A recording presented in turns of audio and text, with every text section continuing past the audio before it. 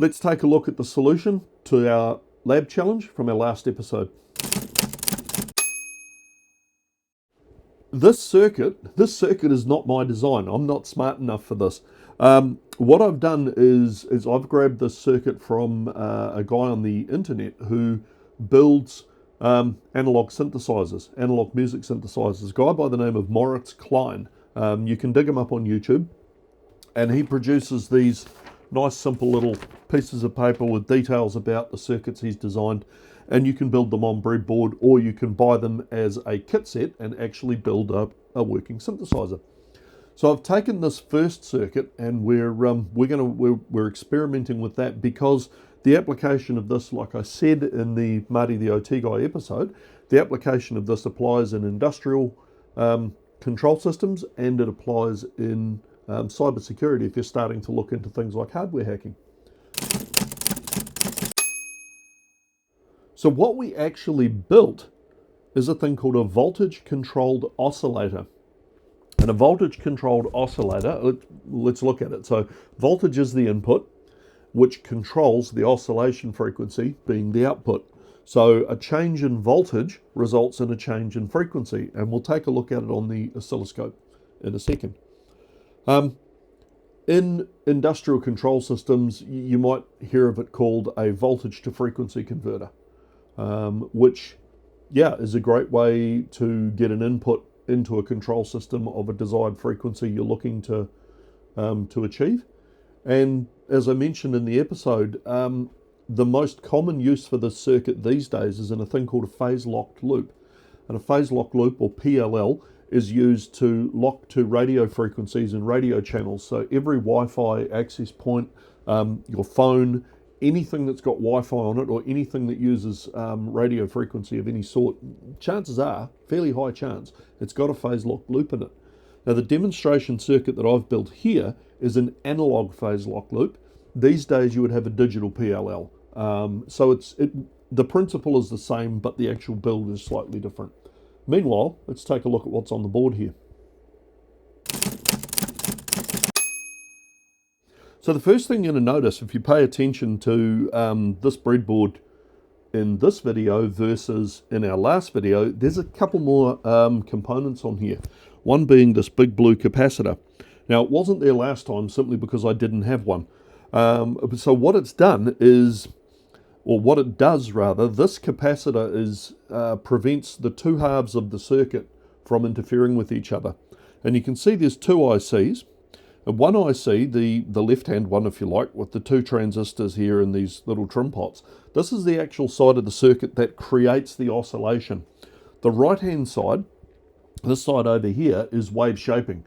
So it moves the waveform around relative to ground, and it changes. If we boost up the frequency output here a little bit, you can see now in the previous video, we just had these. We just had a yellow trace and a red trace. But when I bring this one on, we have a square wave now. And so in the previous video, our output was just a sawtooth wave. Now we have a square wave. So the square wave comes from the right-hand side of this circuit. This right-hand chip is a quad operational amplifier, and it's being used, all four parts of it are being used. So there's some wave shaping going on, and there's some amplification and buffering going on. And this probe sticking up here, this is our square wave output. So given that this circuit was designed to be used in a music amplifier, you use a sawtooth wave and a square wave, give two different sound qualities, and that's really what it's about. Okay, so our oscilloscope output's showing two waves, the yellow sawtooth wave and the blue square wave. And the red line is our reference voltage. That's our signal input, which is determining what the output frequency is.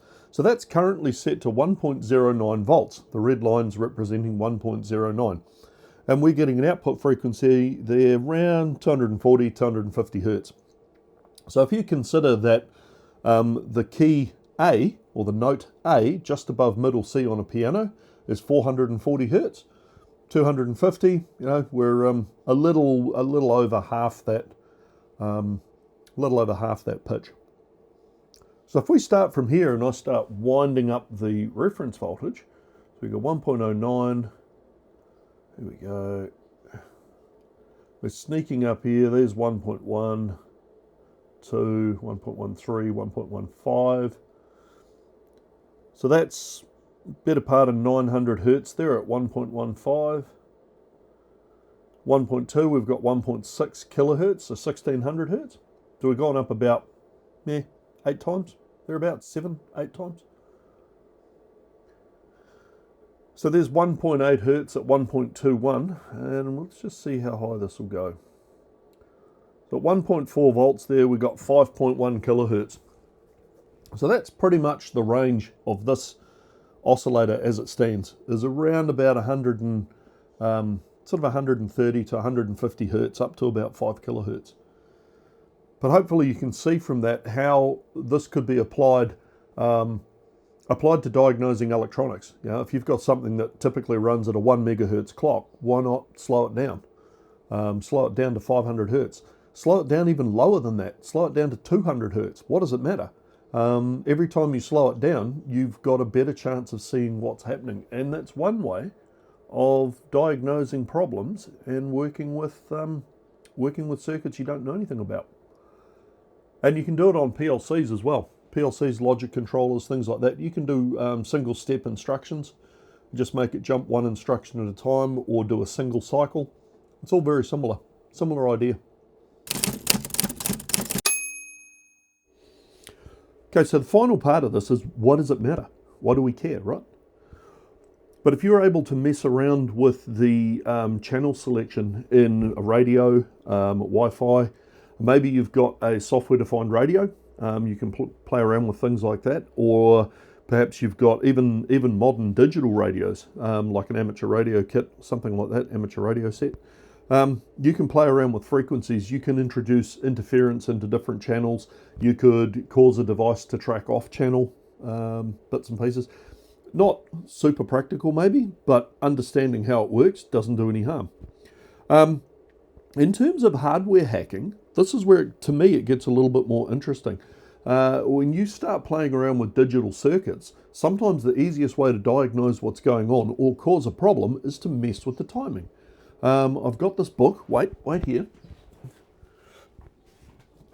I'm sure a few of you will have read this or seen this book. They talk in here about causing timing glitches and voltage glitches and other things, but messing around with the timing on a device to introduce errors. And those of us who are old enough to have played Wolfenstein, the original Wolfenstein on a 286 or 386 back in the day, when you got to that, towards the last level and it was all getting too hard, what we used to do was you would push the turbo button on your PC, and maybe your, let's say 486DX33, when you push the turbo button, all of a sudden, instead of running at 33 megahertz, the processor's now running at 16 megahertz, which means everything goes slowly. And all of a sudden, Castle Wolfenstein became a game that you could beat. You just halved the speed of the processor, the game speed halved, and you were able to, it made it easier, right? You could react faster, or more accurately, react within your abilities, in my case anyway.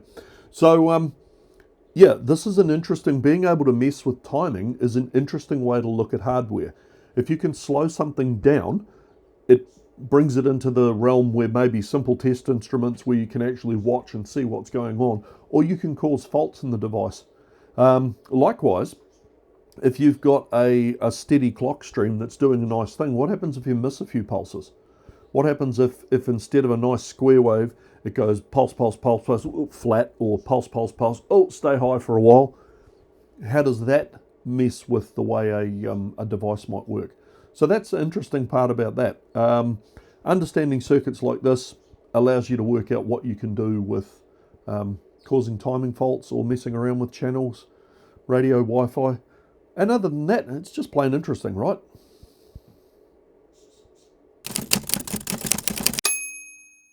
Okay, so that wraps up our lab challenge for this time around. We have an answer. We asked a question, we got an answer, and 3 people came through as our winners. Remember, the secret to winning the lab challenge is to put your cybersecurity skills to work. I'm not going to tell you my email address. I'm not going to tell you where to find me. You have to work it out yourself. If you can get an answer to our lab challenge, surely you can find out a way to contact me to submit your answer. It really is that simple. I look forward to the next one, and we'll see you on the next episode. In the meantime, stay safe. Have a great time. See ya.